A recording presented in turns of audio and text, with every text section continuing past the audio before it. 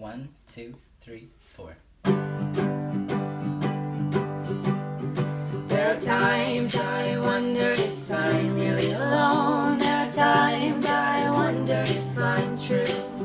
There are times when I feel alone and I'm full roam. There are times I feel alone with you.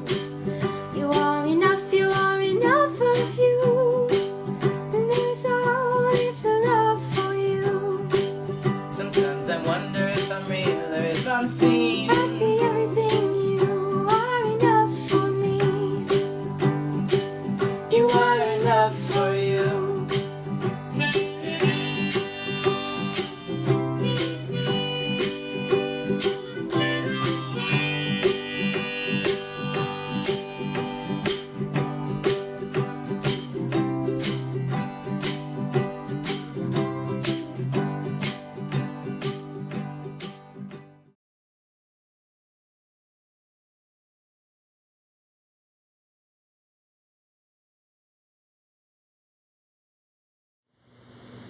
In working with it's working with the medical industry. It's a lot of explaining, a lot of saying the same thing over and over again, a lot of needing to get some kind of formal recognition for something, and even if you did, if I don't know, it's been difficult because I'm from Oakland, and so I have within Oakland Kaiser program, there's a trans center, and that's been very good.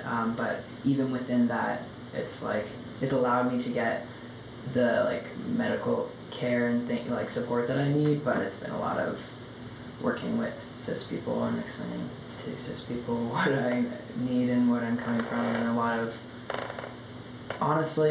uses of where I understand it because I haven't legally changed my name, but a lot of uses of my dead name, and a lot of uses of just definitions for what I'm feeling that just look really weird on paper, just names for what this is. It's just it's not a horrible experience, but it's not fun. My experience with my gender in the medical industry has actually been pretty pleasant, surprisingly. I moved down to Portland to start my transition because I heard it was just easier to start anything down there. You could basically walk in and they had a lot more options than where we live now in a tiny little podunk town. So really I just walked into a clinic and I was like, here's what I'm struggling with, can you guys help me? And they got me right in the next week. They got my blood test done, on all the hormones and everything, and it was super easy, and I don't know if it really should have been that easy.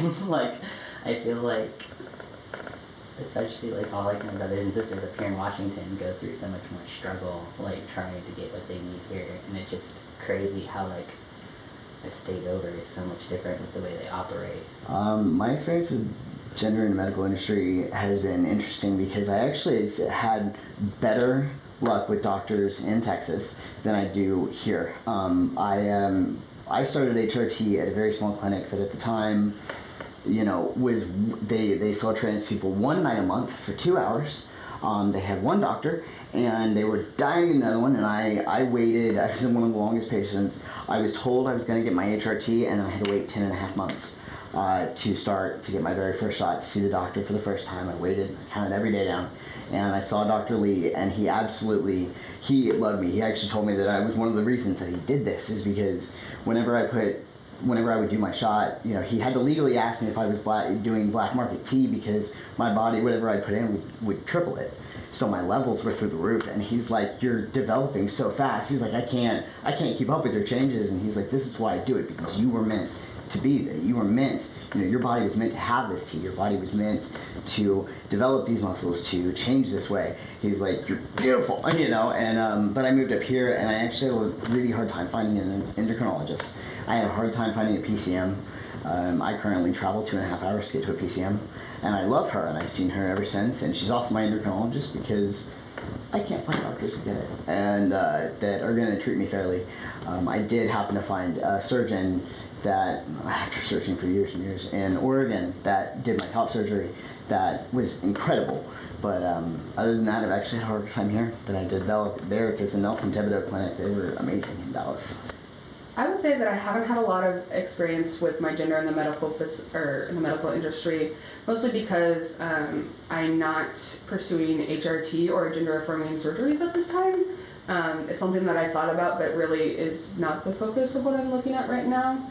Again, as a place of privilege, I can kind of easily blend with my body shape and my gender identity.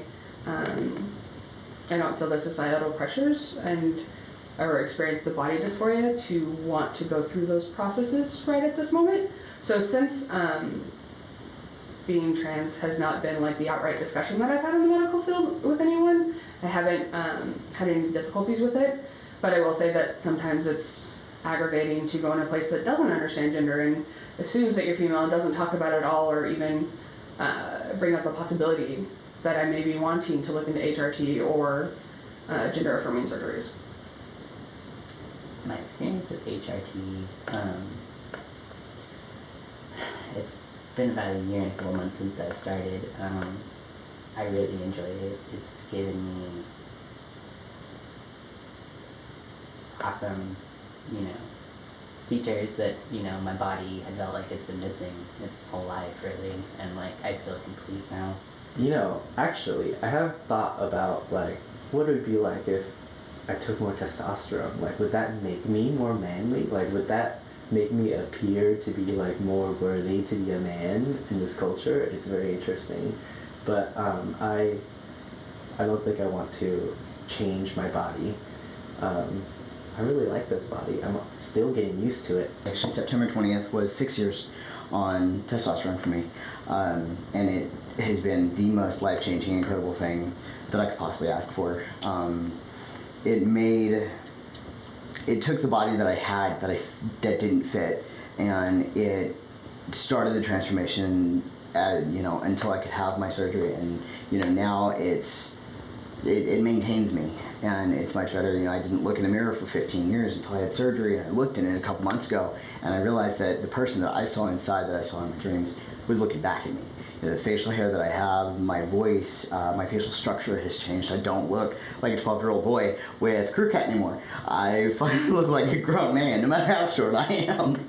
So HRT has been the best thing that I could possibly ask for. My experience with hormone replacement therapy has been that it's been really great for me. It's brought me a lot of peace, and it wasn't the whole solution for me. It was that and surgery, and now unpacking a lot of just thinking patterns that have been adopted along the way, I guess. But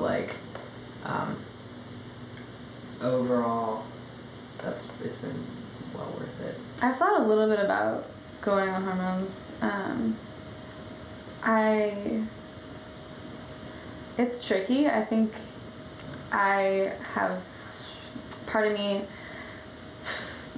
feels comfortable enough to I don't know if that makes sense, but it's I don't necessarily feel a big urge to start hormones, but also I feel part of my identity is this kind of ambiguity, and I like that about the idea of going on hormones, and that kind of me being more ambiguous because of that I feel really empowered being ambiguous or androgynous like that.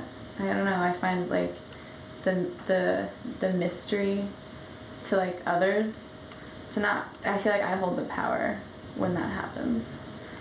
So that is exciting to think about, possibly going on hormones for that reason. But I haven't taken any steps in that direction.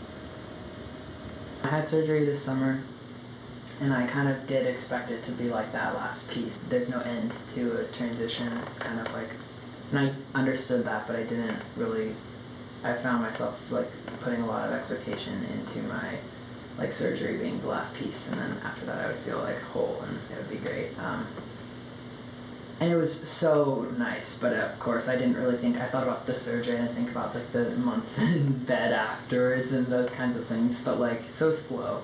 And it wasn't snap of the fingers, but it did release some kind of tension for me where I am able to like actually address a lot of the things that I'm feeling. I don't know, it's just like without having had it, it was like blocking me from really understanding what was me and what wasn't me, and like these negative feelings I was feeling, like my relationship with them, and figuring them out, I guess, is kind of preventing me from healing. I mean, I just had top surgery this last August, so I'm only like 2 months post-op, I guess now. Wow, that's crazy. And it was great. I did my research online, and unfortunately we had a few bumps with the insurance companies, but who doesn't these days? So I ended up not getting it all covered like I wanted it to, but I made it work, and I'm really, really happy like that it all worked out so quickly, and just it was really awesome. A lot of folks that I'm close with like talk about having top surgery, and that's something that I've thought about too, like after having a lot of processing on my own, and I think that it's so interesting. We get so attached to like these flesh bodies, and because we move through the world with them, and I don't know, I don't feel like necessarily like attached to like anything, but I also like I'm binding right now, and I think that is like so good for me, but also really emotional. Like when I first put one on, I just like got so happy, and I felt really good, and I felt like I saw myself in a way that I wanted to be seen for me, and it took me like a while to kind of wear it out in the public view, and so, but like that's emotionally exhausting because I'm like again manipulating my body for like I don't know, not society, but I also feel like part of my gender expression comes from like this like male gaze that you know, I want to like not be perceived as like you know, like female, so like I don't want to like have men like look at me like that. So then like binding is like really good for that, because it, you know, they're not attracted to me, or like, you know, so that takes like the pressure off, and I don't like have to deal with them, and it also like asserts my power, because they look at me and they're not like sure where to place me, and I'm like, I love that. After 15 years of searching, I am a stay-at-home dad right now, and I've had a couple reconstructive surgeries on my shoulder, and due to that, I'm currently on disability until I can get back to work, and so I have Medicare, and Medicare is impossible to get a surgeon. There are 3 surgeons in the entire country that take Medicare. 2 of them are in the Midwest, and I wasn't happy with their surgery results. So I kept looking, I gave myself, I finally was brokenhearted enough, I gave myself 6 months to find a surgeon, otherwise I wasn't going to do surgery. And I randomly tripped and fell, and I across OHU in Oregon, and I called the office and I said, all right, I got 2 questions for you, and I know you're going to say yes to one and no to the other. And she goes, all right. I said, well, do you take Medicare? She goes, yes. And I said, all right, well, that's fine. You're still going to say no to this next one. Do you take trans people and do trans care and surgery? And she goes, uh-huh.